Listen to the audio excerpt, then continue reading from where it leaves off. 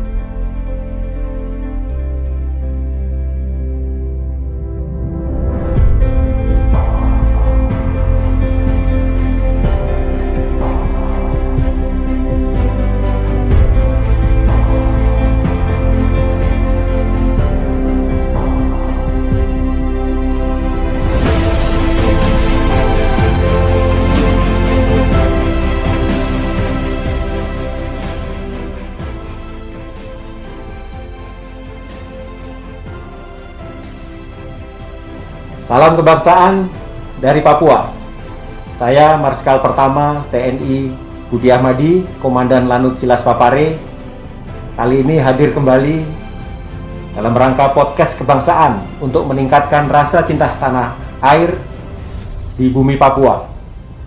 Pada kesempatan ini saya mengundang tokoh masyarakat yang sudah sangat terkenal di Papua. Beliau adalah Pondofolo dari keluarga Eluai dan kebetulan tinggal di Jayapura. Selamat siang Bapak Yanto Eluai. Selamat siang Pak Nano.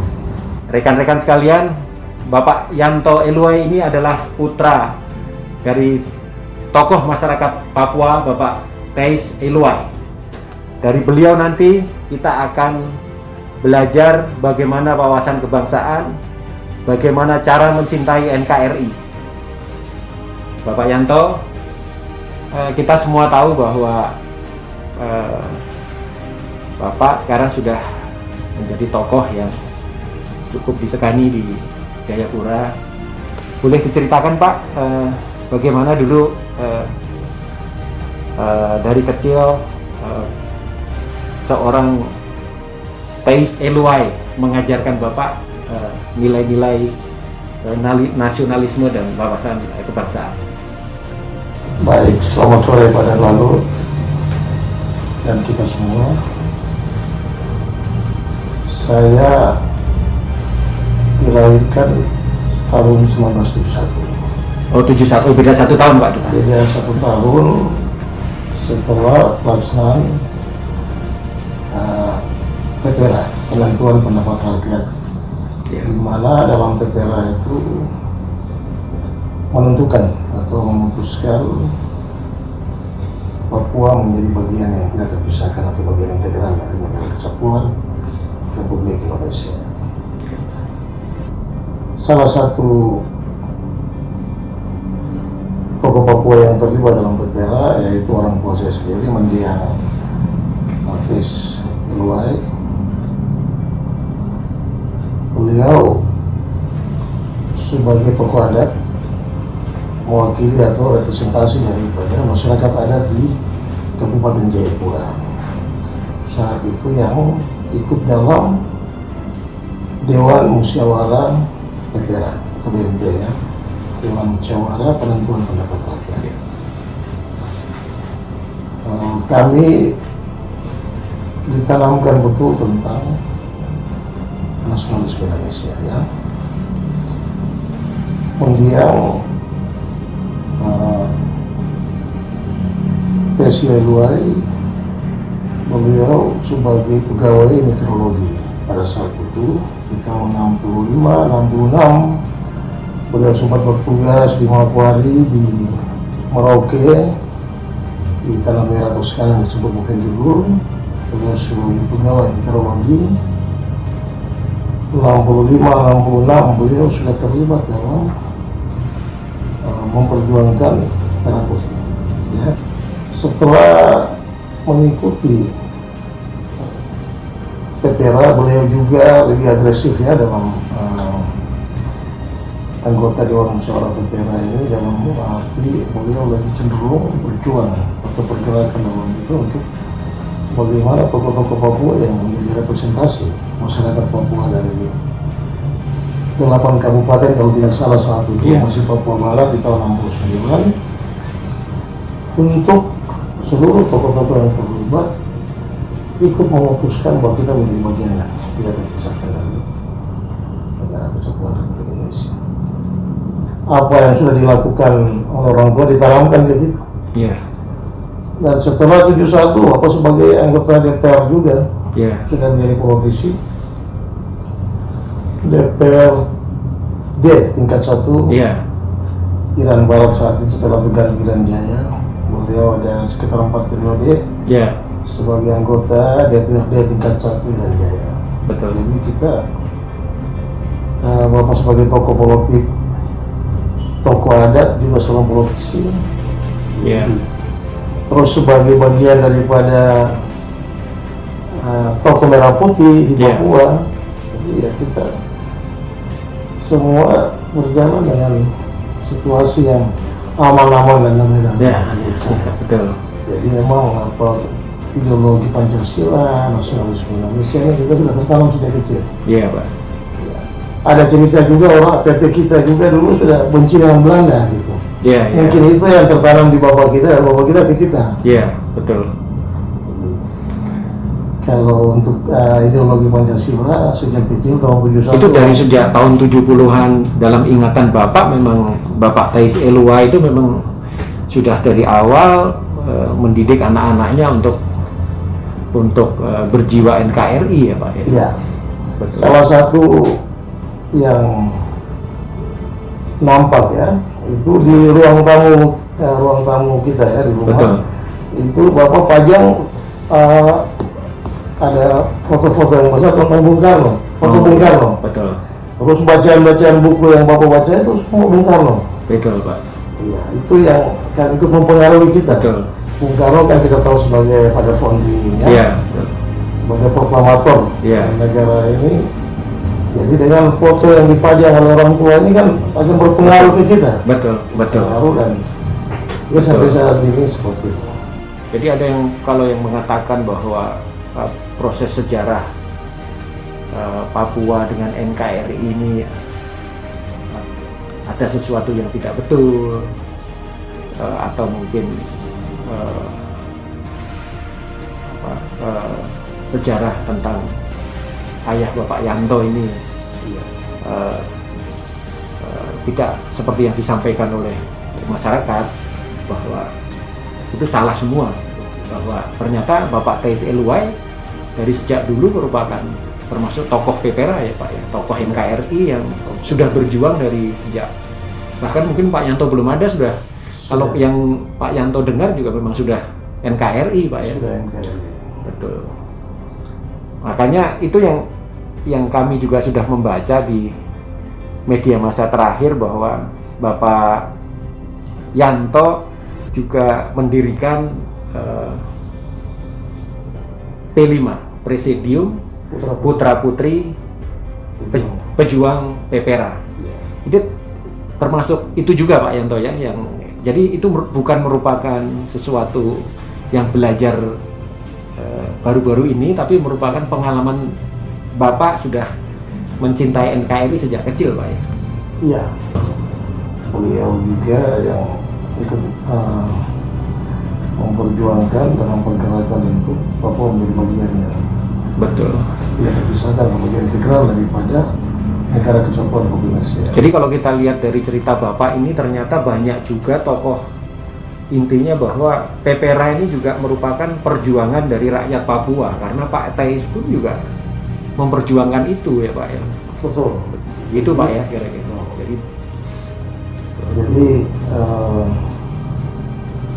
Pak Thais ini sebagai tokoh itu, tokoh PPRA, dan betul-betul seorang tokoh yang menonjol sekali dalam 1026 Iya.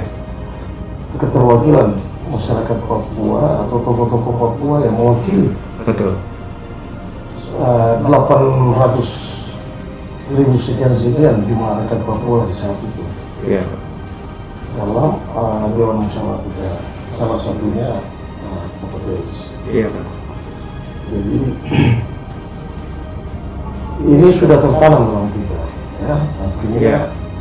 kemarin di tanggal 28 itu kami mendeklarasi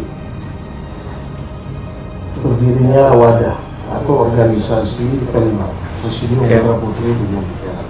Ini inisiatif dari saya. Saya berpikir bahwa kita melihat situasi dan kondisi Papua saat ini, ya, hal-hal politik ini, status Iya. politik atau sejarah pada Papua ini masih sering Iya. oleh sebab itu Putar balikan Pak ya. putarbalikan. Nah, ini perlu didengar oleh ini nih, semua generasi muda dan semua teman-teman di Papua gitu. Dari Pak Yanto sendiri nih yang menyampaikan. Saya sempat dengar satu pernyataan dalam kesempatan dalam masa acara atau rapat di pendopo atau di rumah, itu Bapak sempat sampaikan bahwa kita tidak bisa melawan bangsa ini. Bangsa ini sangat besar.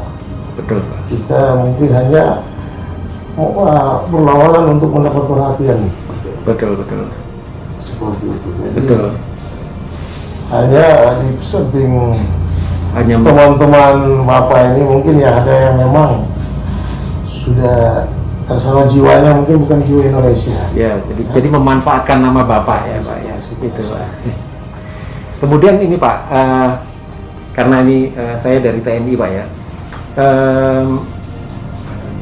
Kita semua tahu bahwa pemerintah Republik Indonesia saat ini, Presiden Republik Indonesia Pak Jokowi juga sudah kita lihat banyak memperhatikan Papua, membangun jalan, jembatan. Kemudian Bapak, termasuk Bapak Panglima TNI juga sudah kita lihat dari frekuensi kunjungan Pak ke Papua ini mungkin adalah yang terbanyak dalam kalau dibandingkan dengan pada era sebelumnya. Ini adalah wujud perhatian pemerintah pusat kepada Papua Pak. Kira-kira bagaimana menurut Bapak selama ini misalnya dengan kiprah TNI yang sekarang di Papua ini, karena masih banyak teman-teman yang pro dan kontra Pak dengan keberadaan kita yang sebenarnya begini Pak, kalau saya melihat tuh keberadaan TNI, Polri dan juga aparat yang lain itu adalah ingin membuat Papua lebih aman sehingga investasi bisa masuk gitu. Namun demikian ada juga teman-teman di sini yang berpendapat lain. Nah ini bagaimana menurut Bapak ini untuk menyikapi kondisi ini nih, Pak? Ya, jadi menurut saya situasi dan kondisi yang aman damai ini kan semua masyarakat ya, siapa saja, semua manusia, semua orang itu berharap seperti itu. Ya. Betul. Kami sangat memberikan apresiasi. Ya. Terima kasih Pak. Untuk Ya. tokoh adat, saya juga selaku tokoh adat sebagai seorang polos, pemimpin masyarakat hukum adat, ya kami memberikan apresiasi bahwa kita membutuhkan kedamaian, kita Betul. membutuhkan daerah ini aman, Betul, daerah ini Pak. kondusif. Betul Pak. Pertama, kita mempunyai potensi sumber daya alam. Betul Pak. Potensi sumber daya alam ini kalau tidak aman ini tidak akan berguna. Betul. Ya, Tuhan sudah anugerahi kita dengan potensi sumber daya alam yang itu bagus. Ya. Semua ini kalau tidak aman, tidak bisa dikelola, tidak ada manfaatnya bagi kita. Betul Pak. Betul. Oleh sebab itu wajib orang Papua untuk memberikan apresiasi, terima kasih kepada TNI Polri. Mereka bisa hadir, negara bisa hadirkan institusi ini di tanah Papua untuk menjamin keamanan, ketertiban, kedamaian. Sehingga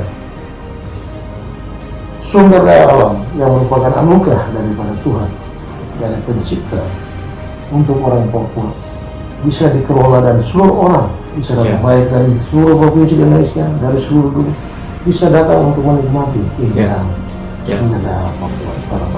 Betul, Pak. Terima kasih, Pak. Kami juga ikut terima kasih atas apresiasi Bapak kepada seluruh aparatur pemerintah yang ada di sini. Terus ini, Pak, kalau saya melihat di Papua ini akan sangat damai kalau akan semakin banyak tokoh seperti Bapak. Nah, kira-kira dari upaya yang sudah dilakukan Bapak ini termasuk membentuk presidium putra-putri pejuang Papua yang Bapak sendiri ketuanya. Kira-kira harapan atau pesan-pesan yang kepada Bapak terkait mungkin terkait yang pertama adalah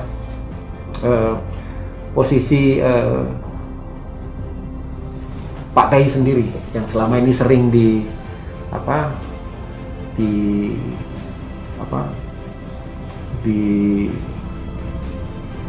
ditokohkan tidak NKRI, padahal sebaliknya bahwa beliau adalah tokoh yang sejak muda sudah membela NKRI. Kami dengar dalam media dan di mana-mana mereka banyak juga saudara kita di Papua yang mengatakan bahwa PPRA itu cacat dan lain sebagainya. Oleh sebab itu kami buat wadah ini untuk menjaga dan mengawal keputusan PPRA itu. Betul. Ya, bahwa kita sudah menjadi bagian. Karena tidak ada yang cacat, Pak, ya. Tidak ada yang cacat dan sudah tercatat juga di resolusi PBB, ya, hasil daripada PPRA di tahun 1999 itu. Jadi Papua sudah menjadi bagian yang tidak terpisahkan. Dan orang-orang tua kita yang saat itu memutuskan, kita sebagai anak-anak ya wajib mematuhi ya apa yang sudah diputuskan oleh orang tua. Ya, saya pikir itu juga rancangan Tuhan. Apa yang terjadi tahun 1999 itu adalah sesuatu keputusan yang cukup besar dan berdampak sampai saat ini. Jadi masa lalu sebagian saudara kita di Papua mengatakan bahwa 1 Desember 1961 adalah Papua sudah berdiri. Kita saat ini kepada generasi muda, kita bisa mencari kebenaran itu, bisa menggali sejarah tentang kebenaran 1 Desember. Saya juga tadinya hanya percaya bahwa memang kita pernah menjadi satu negara sendiri, kita pernah memproklamirkan satu negara sendiri. Ya. Tapi setelah saya mencari tahu, saya membedah cari sejarah tentang itu. Sekarang dengan teknologi informasi IT yang kita bisa mencari bisa membrowsing ya, bisa mencari referensi-referensi untuk sejarah. Dan saya sudah mencari tahu. Kalau saya tidak menemukan 1 Desember 1991 di mana orang Papua berkumpul, mungkin disaksikan oleh negara lain dan memproklamirkan berdirinya suatu bangsa. Jadi di situ saya mengatakan bahwa tidak ada suatu negara. Jadi perlu didengar ini untuk generasi muda Papua. Iya. Jadi kepada generasi bahwa 1 Desember 61 itu tidak ada, Pak, ya. Silakan mereka mencari referensi sejarah ya, yang mengatakan tentang Papua pernah merdeka. Itu hanya diumumkan oleh Gubernur Fok ya. Dan dilanjutkan oleh New Guinea Zaman Papua pada saat itu, bahwa Papua sudah mempunyai ini bendera nama negaranya. Betul. Begitu. Itu yang diyakini. Padahal salah. Atau ditafsirkan. Ya, jadi kita sudah mempunyai satu negara. Betul. Saya kira sejarah masa lalu kita sudah banyak berada dalam kondisi yang membuat orang Papua ini nggak maju-maju saja. Karena faktor ini, sekarang marilah kita bersaing untuk mensejahterakan masyarakat Papua. Itu pemerintah juga terus akan mempunyai komitmen, ya, beberapa petinggi negara ini, Panglima TNI, Kapolri, dan menteri-menteri, Pak Presiden juga sendiri sudah berkali-kali intensitas kunjungan mereka ke Papua sangat tinggi. Ya. Itu bukti bahwa mereka sangat peduli tentang Papua, tentang rakyat Papua. Rakyat Papua adalah saudara kandung daripada semua saudara yang ada di Republik Indonesia. Selama ini dibilang Papua anak tiri dan lain sebagainya. Ini sudah mulai terbukti. Harus di ini Pak. Betul. Saya sering menyampaikan Pak bahwa tidak ada sebuah tatanan kenegaraan di belahan bumi manapun yang sempurna. Apakah itu Amerika yang dikatakan sebagai negara superpower, apakah itu Cina, tidak ada tatanan kenegaraan yang sempurna. Namun demikian, apabila kita melihat pemerintahan kita lihat komitmennya, bahkan kalau kita hanya melihat pada yang era terakhir, era reformasi, kita bisa melihat bagaimana upaya yang tak kenal lelah Pak ya, untuk membangun bangsa ini, termasuk di wilayah Papua. Kemudian dalam posisi Bapak sebagai anak pejuang PPRA Pak, ke depan program-program apa Pak yang Bapak akan terus tumbuh kembangkan di Papua ini Pak? Dengan wadah ini, ke depan kami akan bertanggung jawab. Kami juga akan ikut mensosialisasi keputusan PPRA. Iya Pak. Ya, dalam program-program untuk kemajuan rakyat Papua, tetap kami akan tanamkan nasionalisme. Betul Pak. Nasionalisme Indonesia, ideologi Pancasila kita akan tanamkan dalam segala program kita. Ya, kita akan sampaikan kepada rakyat Papua pada saat kita turun di kampung-kampung, di desa-desa. Kita juga akan sampaikan bahwa kita adalah anak-anak atau putra-putri daripada tokoh-tokoh kita. Orang tua kita sudah memutuskan Papua menjadi bagian. Hari ini tanggung jawab kita untuk memajukan saudara kita di kampung-kampung. Betul. Kalau hari ini ada saudara kita yang belum sekolah, Betul. atau yang masih sakit-sakit, tidak pernah terobati, Iya Pak. atau masih belum maju ya, ekonominya masih lemah dan lain sebagainya. Ini tanggung jawab kita sebagai putra-putri atau anak cucu daripada tokoh-tokoh yang sudah memutuskan. Betul Pak. Jadi P5 ke depan seperti itu. Iya Pak. Kita selain bertanggung jawab untuk kemajuan Papua, kita menjadi fasilitator, kita juga akan mensosialisasikan bahwa Papua ini sudah menjadi bagian yang final daripada negara ini. Bahwa PPRA sudah final. Terima kasih Pak. PPRA sudah final Pak ya. Kami pun dari TNI Pak, juga saya yakin pemerintah pusat, Polri dan aparatur pemerintah lain akan mendukung gerakan-gerakan yang berusaha untuk membangun wawasan kebangsaan, rasa cinta tanah air yang lebih baik Pak di masa mendatang, termasuk di Papua ini.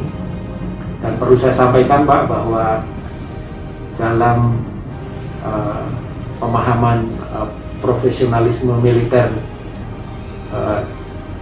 baru, bahwa tugas TNI itu adalah untuk mempertahankan negara, kemudian mendukung keamanan Pak, namun juga untuk mendukung kelancaran pembangunan nasional.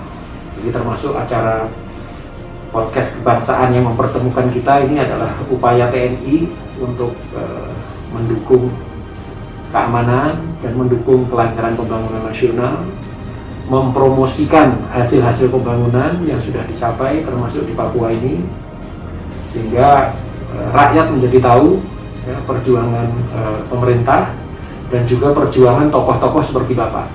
Terima kasih. Jadi Saya harapkan Bapak semakin sukses, Pak. Terima kasih. Sebelum kita tutup, mungkin Bapak ada yang mau menyampaikan pesan-pesan sesuatu kepada bangsa Indonesia atau kepada putra-putra Papua?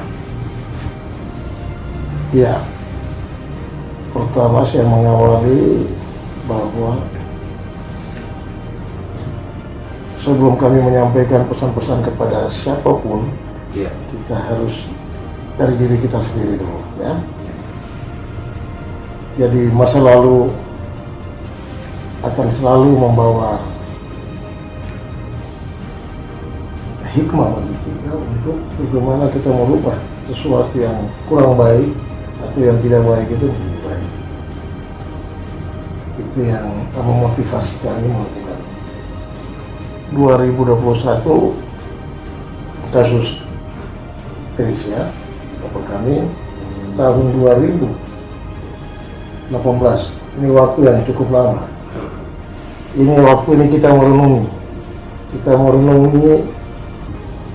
Ini kita kembali ke siapa tes yang sebenarnya. Ya, flashback. Iya, flashback. Dari sejak zaman Pepera sampai sekarang ya, Pak. Juga kami belajar tentang sejarah, Betul. tentang kebenaran sejarah. Ini semuanya kami menjadikan sebagai bahan perenungan. Akhirnya kami memutuskan seperti itu.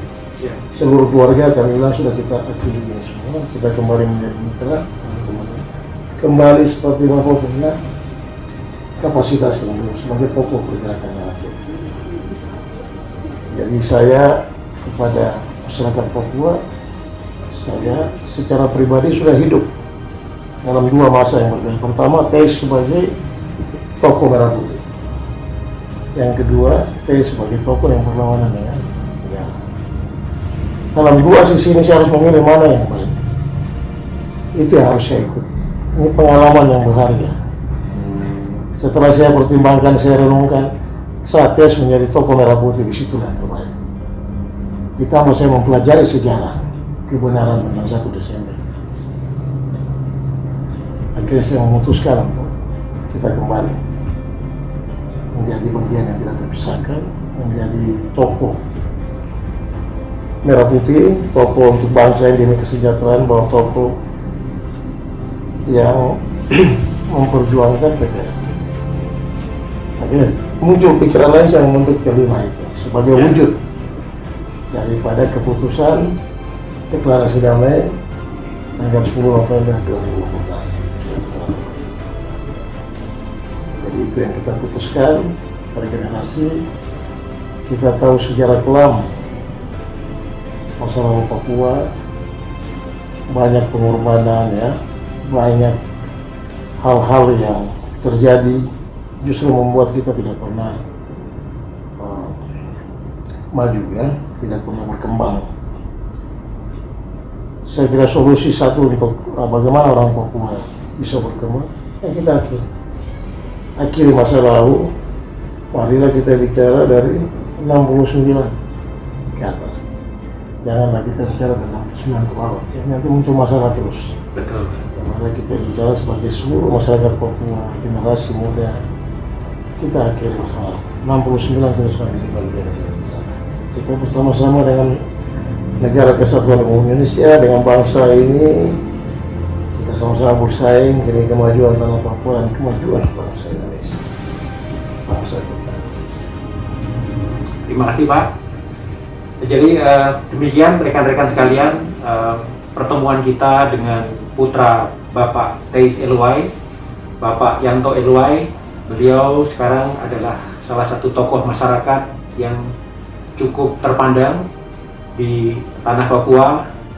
Kami berdoa, Pak, semoga karir Bapak semakin lancar, Amin. sehat selalu, diberi keberkahan untuk mencapai karir yang lebih tinggi dan juga dapat membawa masyarakat Papua menjadi lebih aman dan sejahtera. Demikian podcast kebangsaan yang telah dilaksanakan oleh Lanut Silas Papare. TNI ada untuk rakyat, dan salam kebangsaan dari Papua.